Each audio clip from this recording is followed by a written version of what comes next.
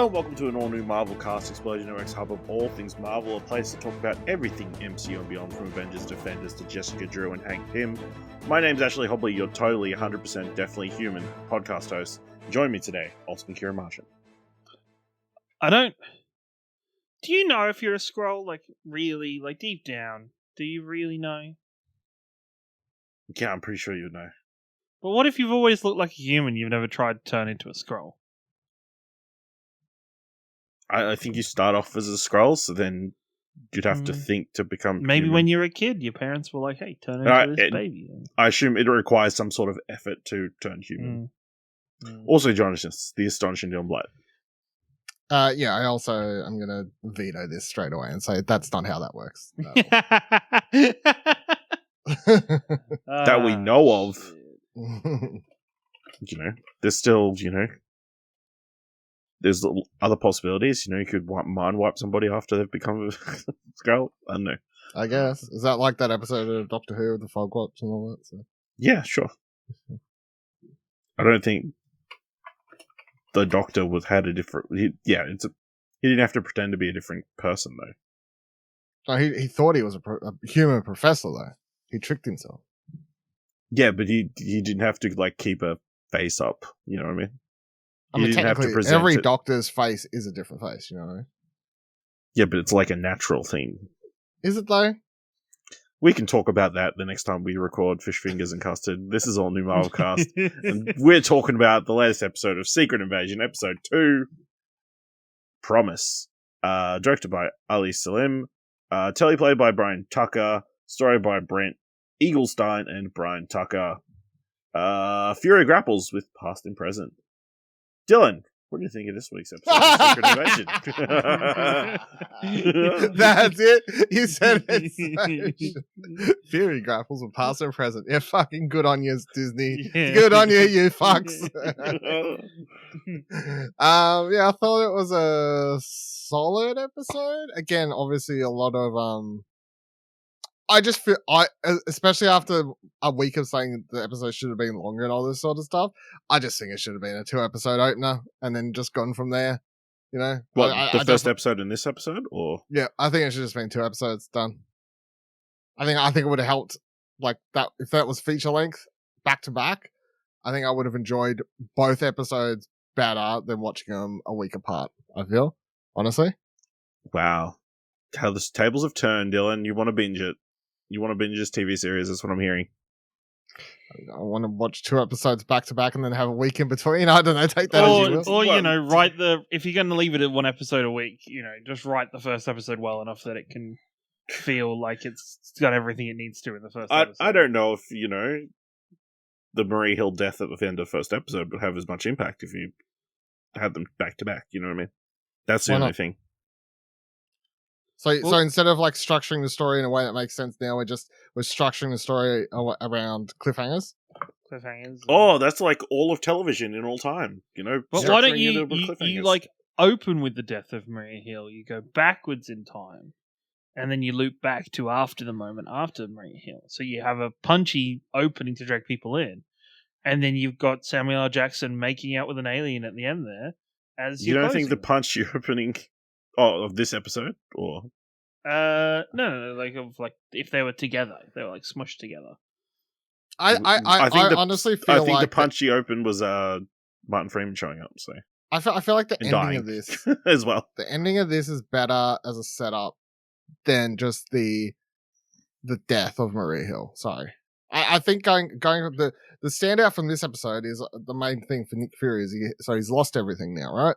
Maria Hill's dead. He's got no one. He's had this big fight with Talos. He goes home. We discover he's actually got a secret relationship with I don't actually know if that character has a name. Do we know? I don't know. No, I don't know who that is. He's got a secret relationship. It's the same Skrull that introduced him to Garrick. Yeah. Is it? So he discovers. Yes. Yeah. That's you can tell by the face and voice structure and the ears. Like the ears. Yeah. Okay. She was in a Skrull.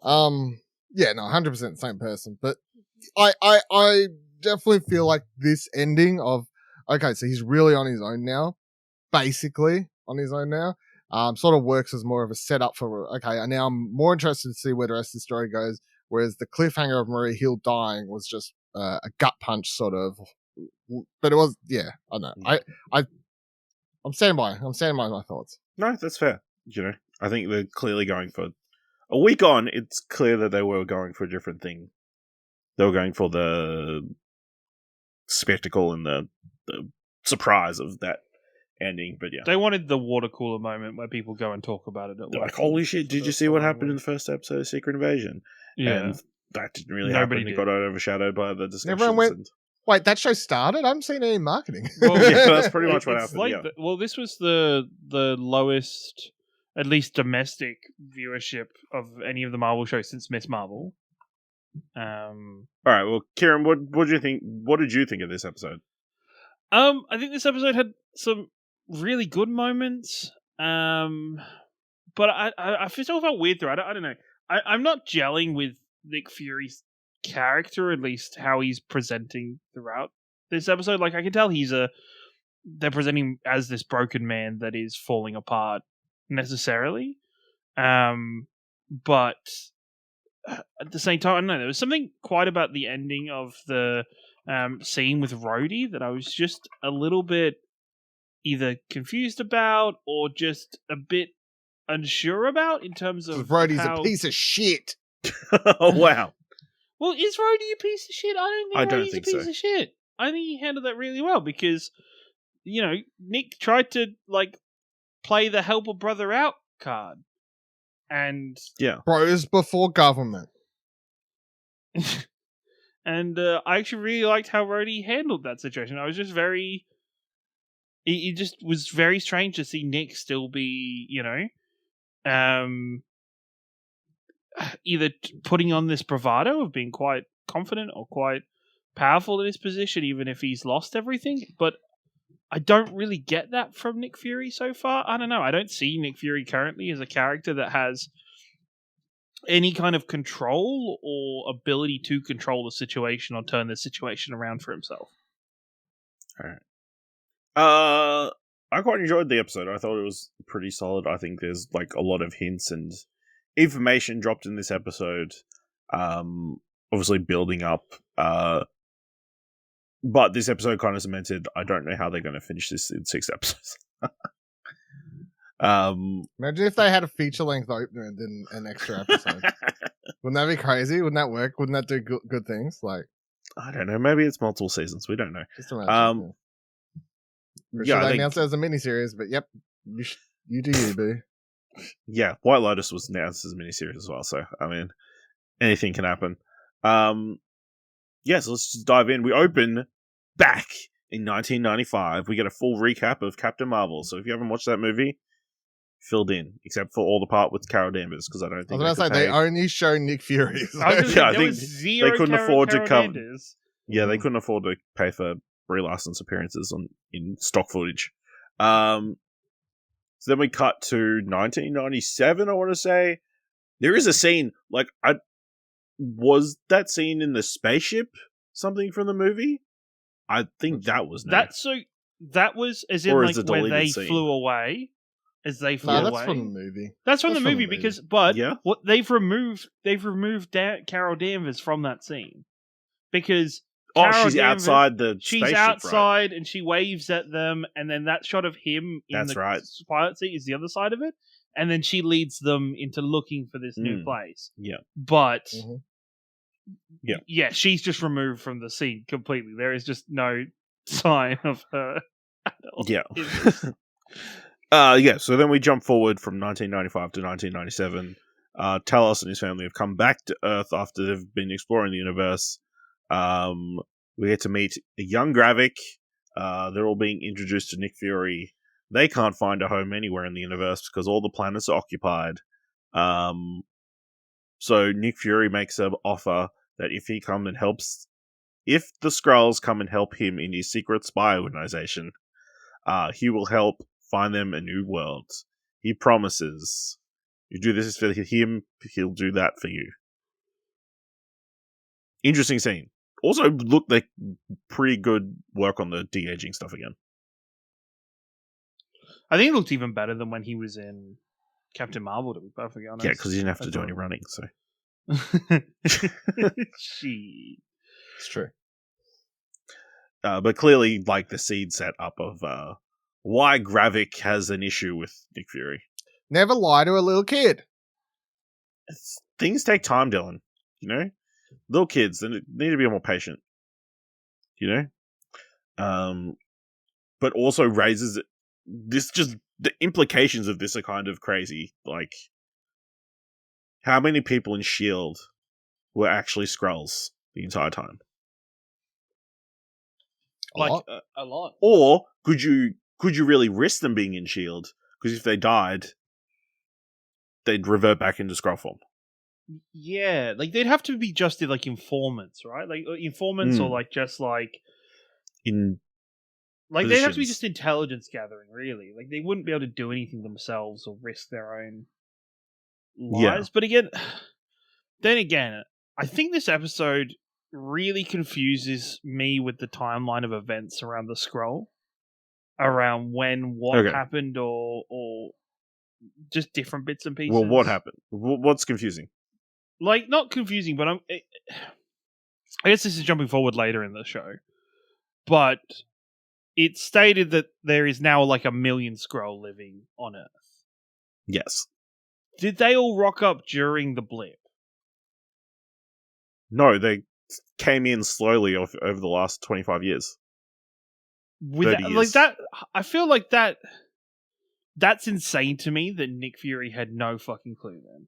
Because the way that it sounded was that Nick blipped, and then they were like, "We don't know what to do. Fuck it. We're just going to put a call out and bring all the Skrull." I mean, maybe that's true. To me, the way I took it was that I took it as they were getting frustrated, but then during the blip while Nick was away, I took it as Talos wasn't blipped, and he made the decision to put out the call for the remaining to come. But so that part seemed very simple to me. But then the question is, okay, so there's 1 million some remaining, half would have got flicked. So then when the rest of the Skrulls pop back after the end game, did they just be like, yo, where the fuck are we going? Wait, we're still here? Yeah, like that's the only, like, that all works until you realize, like, hold on. Like, did they get the message after they came back? Like, what's the go there? Yeah, I mean, yeah. I'm sure we'll probably get more information over the next couple episodes, but yeah, it does raise some interesting questions. So we do flash forward to present day, in the aftermath of the bomb attack, Nick Fury getting shoved in a van. Turns out it's being shoved by Talos. Also in another van, like the people that were trying to frame the attack on is also seized by Russian authorities. So Talos and Nick Fury ride on the train in Moscow. And Nick Fury reminisces about his time as a child, taking the train to the big city from the country. And he gets into it with Talos during a game, in quotation marks, of tell me something I don't know, where he does tell Talos does tell Nick Fury he didn't know that there's all the Skrulls are here. Yeah. Which is a pretty cool, crazy reveal. And Nick does not take it well. No, because he is a little bitch. I don't. I mean, he outright is 100% true. This planet does not have enough space or tolerance for another species. No, that's bullshit. Because as you know, in Doctor Who, no.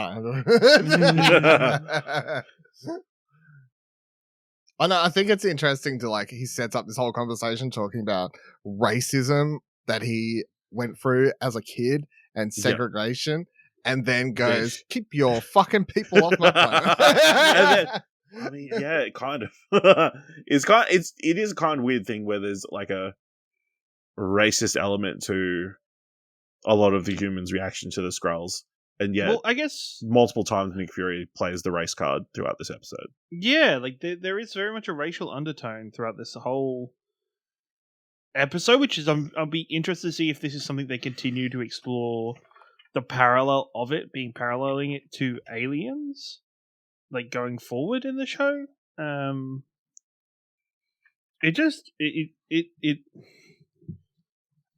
I guess it's just very, I guess for Nick, it's like, well, Nick Fury's kind of just realized that he is kind of the person that created this invasion that's happened to Earth, and Earth is kind of already fucked. Absolutely. So they decide, Nick says they're going to go their separate ways, they kind of friend break up, best buddies no more. Nick goes to the airport, I guess, in Russia, where Maria Hill's body is getting taken back to the US. Maria Hill's mum is there, Elizabeth, who I don't believe we've ever seen before. No. And she gives Nick a good talking to. Yep. Deservedly. I mean, no, not really, but just to twist that guilt knife in, a little bit more. It's just the typical conversation you get in a lot of these movies and TV shows where someone important dies and the mother or the wife or husband or whatever's like, they would have done anything for you and you let them die. Like that, you better not let them die for nothing. Yeah, that's their sacrifice mean nothing. Yeah, that typical shit. So that classic scene, Yeah. Also, apparently Nick Fury is like a wanted person, but apparently he went past this military plane with a bunch of colonels and stuff, and no one stopped him. Nobody else noticed that he was there. It's like, just a black guy with a beanie on. It's not. Oh, maybe it's more like there was a professional courtesy. They knew why he was there and stuff. And I guess, but we'll give. I mean, that wasn't the moment, but still. Yeah. So we see footage of different news reports about terrorist attack, highlighting the response from the Prime Minister of the UK and the NATO Secretary General. We do have Gaia then taking Gravik to the Skrull Council, where he's going to be punished for his actions. Guess what? The Prime Minister of the UK and the NATO Secretary General are both Skrulls. What?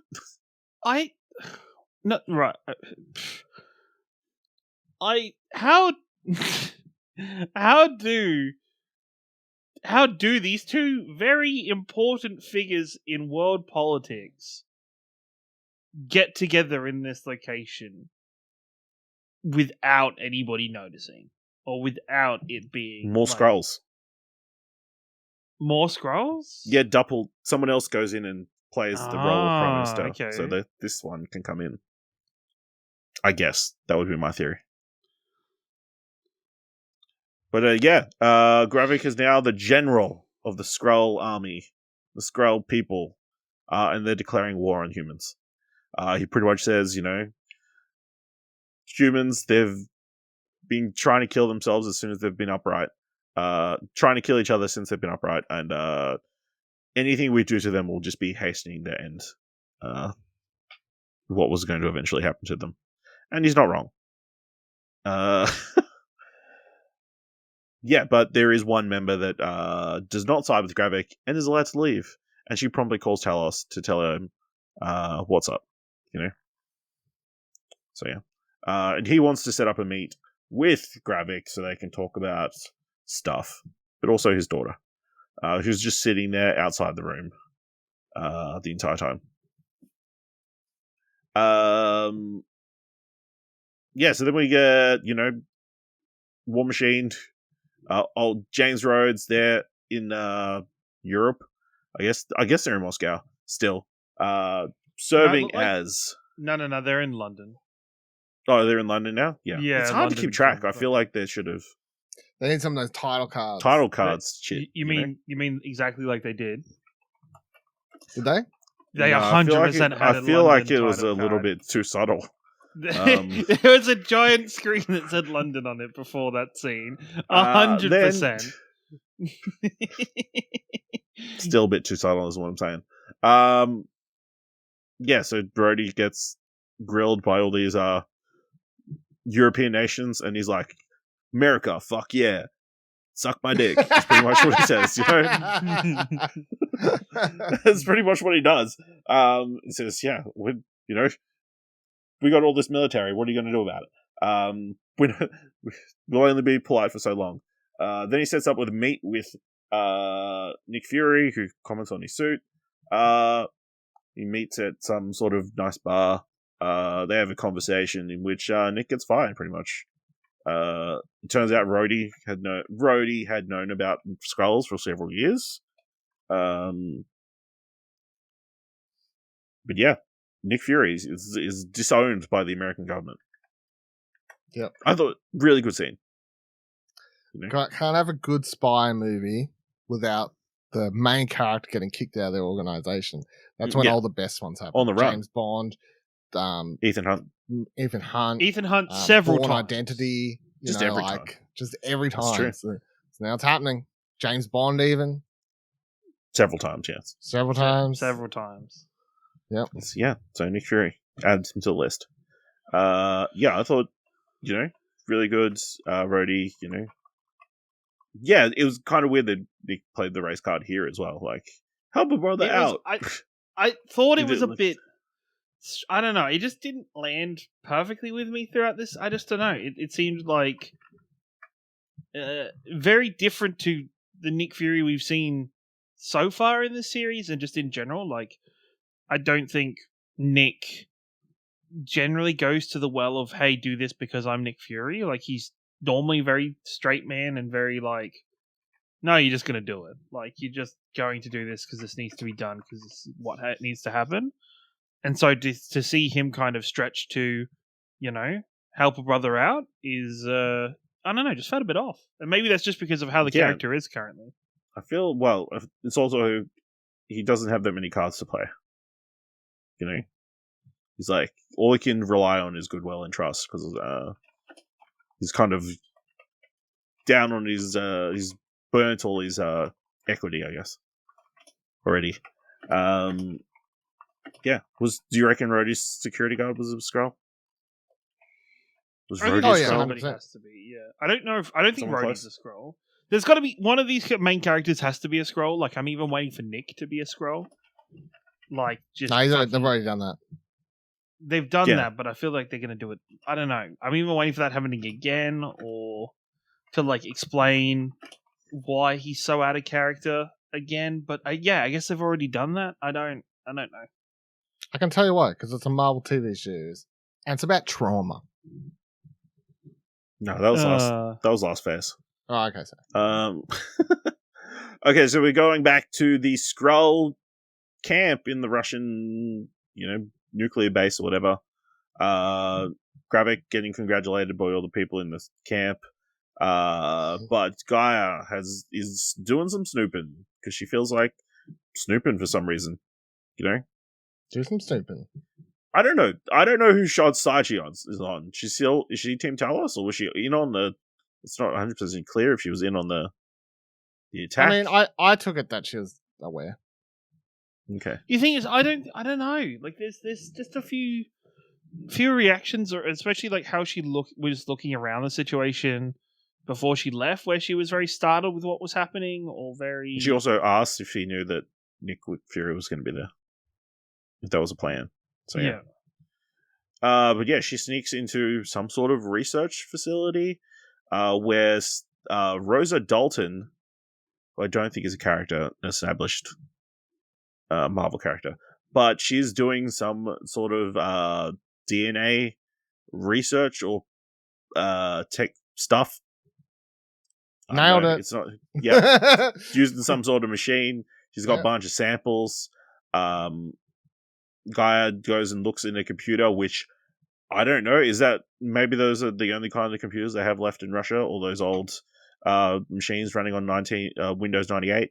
But they bring up several past things, including Groot, Cull Obsidian of the Black Order, and the extremist technology. Interesting. Yeah. You know what it means? Iron Man 3, actually an important movie. Retroactively, even more important once again. Guy Pearce, Skrull. Turns out. Scroll! Maybe. Oh my god! He's going to come back. So then we do cut to who's it? Someone called Brogan. I don't know if he's been introduced before. He's getting interrogated by a bunch of Russians. And then Olivia Colman's character just walks in, Freezy Daisy, takes over the interrogation scene, and proceeds to torture this Skrull pretty terribly, starting off by removing one of his fingers to make sure he actually is a Skrull. So that's, at least we know how we can find out if people are Skrulls. We just gotta start chopping off fingers. Fingers and toes. Gasp at a dude got his finger cut off, like, openly, and, like, you saw it in the Marvel fucking MCU. Yeah, but it wasn't, because it was green, it was allowed. But it wasn't green at first. It was a normal finger at first. But it was green eventually. Yeah.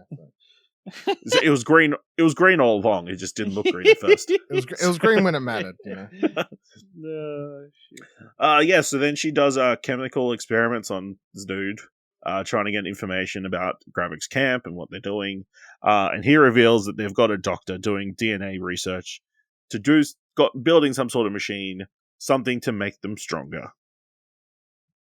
And it's at this point that old Gravik comes to go rescue his old mate. Luckily, Olivia Colman is asked where the escape hatch is before she started her torture sequence, and promptly escapes in the most amusing way possible. So I can't remember exactly what the line is, but she's like, so chic, no. When she's crawling, she's like, oh, this is rustic, I don't know. She's having a good time. That's she is having a good time. She's enjoying herself. She just got through that door, much to the surprise of that butcher. Gravik and his mate come in, just murder all the people, all the Russian dudes who were still waiting outside, even though he just wanted some sausage. Brutal, like hanging people on meat hooks and shit. So, rescue Gravik. He tells him he didn't tell him anything, but Gravik knows. He talked. And so he must be punished. They drive into the middle of the woods, and Brogdon is shot in the head, pretty much, and left for dead. And then we get to the end of the episode. Nick Fury comes across. He comes into it like an old hangar, old storage unit, takes the hood off a car, the big Jeep, which I'm pretty sure is the car that he was driving in. I have so many questions. How did this Jeep Captain Marvel? How did this Jeep end up in London? No, at the end of... Yeah, Captain Marvel, he gets... No, it was game. in the end game. Yeah. Yeah, okay. Yeah. That's right, because it's the pager. And standard issue of S.H.I.E.L.D. thing. So, we're guessing he's back in America? My guess? He's not. He's not, because there's no title card. Okay, so he must be still A, there's London? no title card. B, the roads he drove up, very English British roads that are fucking tiny. Ciaran knows. He's like that motherfucker you see in that motherfucker on Twitch who's like, oh, this road, it's fucking North Norwegian. Oh, I'm not the Geo Wizard, but I should have known he was driving on the left side of the road. Yeah. That should have been that dirt looks very... He was driving on the left side of the road. And dirt looks very British. And there was a classic white transit van driving up the other side of the road. Yeah. No. So we see a lady in a house. So we see a female Skrull in a house, just making a salad. And Nick Fury just lets himself into this house. And by the time he gets to the kitchen, she's transformed back into a human form. She's like, are you forgetting something? And Nick's like, oh. Coy goes over to a table, grabs a wing, puts it on his finger. They make out. Oh my god, it's Nick Fury's wife. Here's my question. Does Nick Fury know she's a Skrull? Yes. Yes. Because she is the Skrull from, like, the second scene. Yes. That doesn't mean anything. Yes, it does. No, it does. He 100% knows she's a Skrull. 110% he knows she's a Skrull. 120%. There's no doubt in your guy's mind that she knows she's a Skrull. No doubt. No fucking doubt in my mind. Okay. I think there's a chance you know. Oh, You know? No. looking for conspiracies when there is. Come none. on. There You know? is. No. We've got 4 episodes to go. There We've got needs to enough be shit happening in this fucking show. I don't need another plot. You can't about trust anybody, him, Dylan. his wife Can't trust lying to him. anybody. No. Can't trust either of You you. know, it's just easier to show Samuel L. Jackson. Then why walking she in. transform? Because this is what I was just about to say. It is so much easier to end the episode with Nick Fury making out with another human than it is for him walking in and making out with a green prosthetic woman alien thing. But she was already done up. Can't be that much harder. Just need to put their mouths together.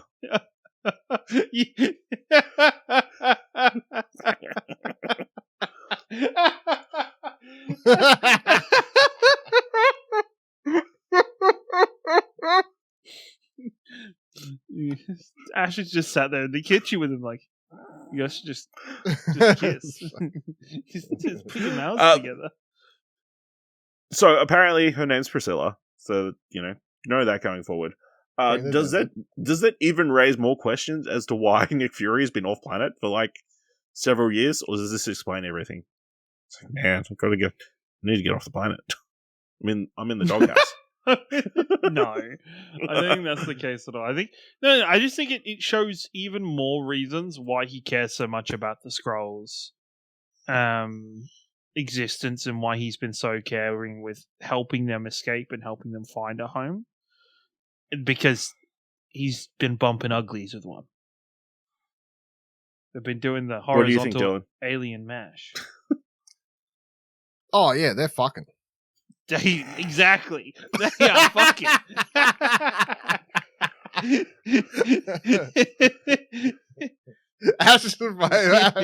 That wasn't a question, right? I thought that was a question. No, I was thinking. It was about why is Nick Fury leaving the planet if he's got a wife on the planet? Because she's an independent woman and he's a big dude in the government, and they understand each other. For like several years. That's kind of weird. But they live for ages. Like I'm sure that's true. That's a fair point. I'm sure it's not as long. It's fine. Yeah. Also, I will say when they were doing the medical thing, I thought it was like when they were like doing the DNA stuff, and they're like, "Oh, we couldn't find the harvest or whatever." I was like, "Oh, can they not reproduce? Is that the problem?" But apparently, that's not what the issue is. Or maybe it is. Yeah. Any final thoughts on this week's episode? Any theories about what's happening next? Yep. Is it just going to turn into a slice of life episode where we're going to get Nick Fury and his wife hanging out at home for an episode? No. What we will do, though, is definitely get another flashback. Yeah? Yeah, you'll get another flashback. Yeah. To them. Yeah. To them, too. I think we'll start courtship. to see... Yeah. We will see a... It was revealed she's been secretly a Skrull the entire time. We'll see the confrontation next week between Talos and Gravik. Yeah. We'll see that confrontation. Maybe Gravik goes to kill him and Gaia saves him by stopping it. No, it's in the trailer. He goes to sit down and everyone in the room turns into the Gravik. I don't know if you've seen that shot. Is it Ben Mendelsohn? I thought it was Nick Fury in that scene. No, that was edited. I guarantee it's just it's Mendelsohn. Maybe. Alright, let us know what you thought of this week's episode of Secret Invasion by going to explosion.com/Twitter or jump into our Discord at explosion.com/Discord. If you want to help us out here at All New Marvelcast, leave us a review on Apple Podcasts or on Podchaser. Leave us 5 stars. Anyone can leave 5 stars, or just tell people about the #1 Australian-made MCU podcast on the internet. And if you've enjoyed this episode, thoughts worth $1, head over to the Ko-fi page at explosion.com/supports. Make sure you watch next week's episode of Secret Invasion, and join us next time for another All New Marvelcast.